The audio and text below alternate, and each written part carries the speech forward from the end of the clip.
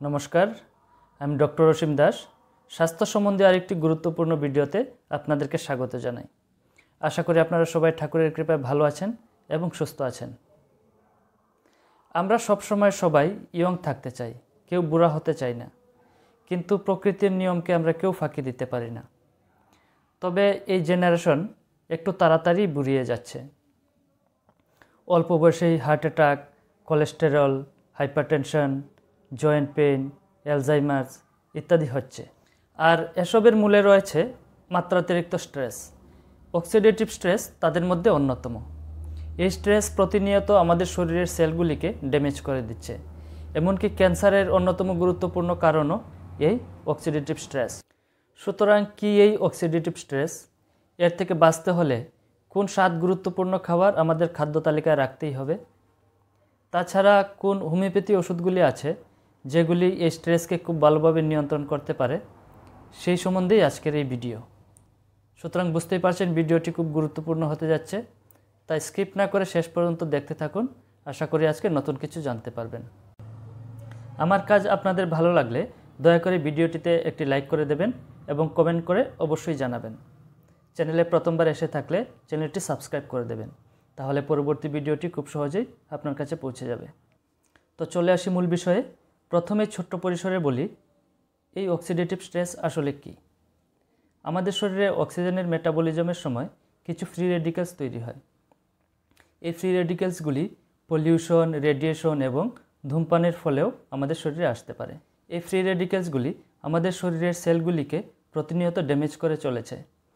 এই সেলগুলি heart, kidney, লিভারের মতো আভ্যন্তরীণ অর্গানের যেমন হতে পারে, তেমনি স্কিন সেলও হতে পারে।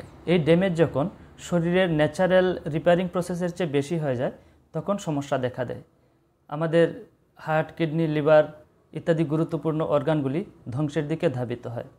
স্কিনে রিঙ্কেল পড়ে যায়, গ্লো কমে যায়। নার্ভ সেল ড্যামেজের ফলে অ্যালজাইমার্স, মেমোরি লসের মতো সমস্যা হতে পারে। তাছাড়া অক্সিডেটিভ স্ট্রেসের জন্য সর্বোচ্চ ক্ষেত্রে ক্যান্সার পর্যন্ত হতে পারে। এবার 7টি গুরুত্বপূর্ণ অ্যান্টিঅক্সিডেন্ট খাবারের নাম বলবো, যেগুলি আপনার ডায়েটে নিয়মিত রাখলে এই ক্ষতিকারক অক্সিডেটিভ প্রসেসের ক্ষতিকারক দংশলীলাকে আটকে দিতে পারে এবং আপনাকে দীর্ঘদিন ইয়ং এবং রোগমুক্ত রাখতে পারে। প্রথমটি হলো হলুদ। এই সুপরিচিত ভারতীয় মশলাটি যেমন বিভিন্ন ঔষধ তৈরিতে ব্যবহৃত হয়, তেমনি বিভিন্ন প্রসাধনী সামগ্রী তৈরিতেও ব্যবহৃত হয় এর অ্যান্টিঅক্সিডেন্ট প্রপার্টি থাকার জন্য। তরকারিতে ব্যবহারের সাথে সাথে আপনি প্রতিদিন সকালে খালি পেটে 1 টুকরো 1 ইঞ্চি মাপের হলুদ খেতে পারেন।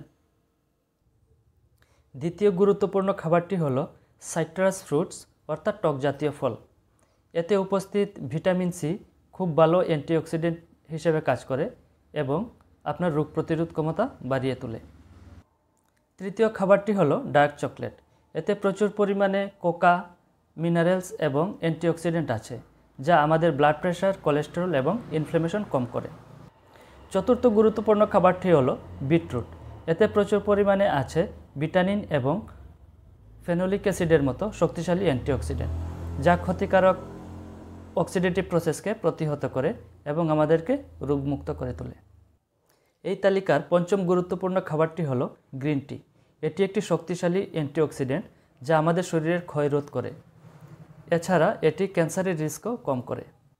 ষষ্ঠ গুরুত্বপূর্ণ খাবারটি হলো ভারতীয় কালোজাম।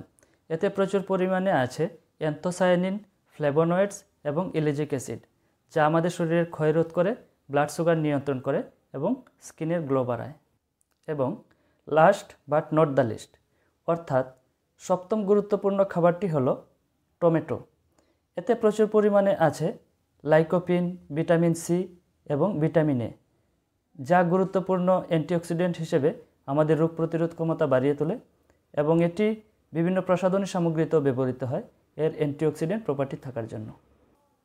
এবার চলে আসি ভিডিওর সবচেয়ে গুরুত্বপূর্ণ অংশে, অর্থাৎ হোমিওপ্যাথিক মেডিসিন প্রসঙ্গে।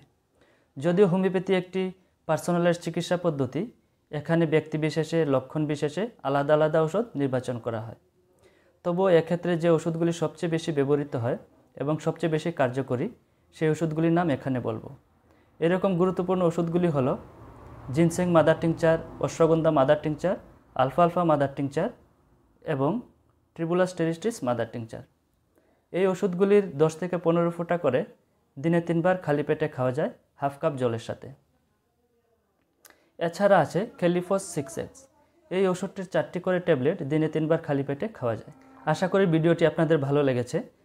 ভালো লেগে থাকলে একটি লাইক করে দেবেন এবং কমেন্ট করে অবশ্যই জানাবেন। চ্যানেল প্রথমবার এসে থাকলে চ্যানেলটি সাবস্ক্রাইব করে দেবেন, তাতে পরবর্তী ভিডিওটি খুব সহজেই আপনার কাছে পৌঁছে যাবে। পরবর্তী ভিডিও খুব শীঘ্রই আসছে। ততক্ষণ ভালো থাকুন, সুস্থ থাকুন। ধন্যবাদ।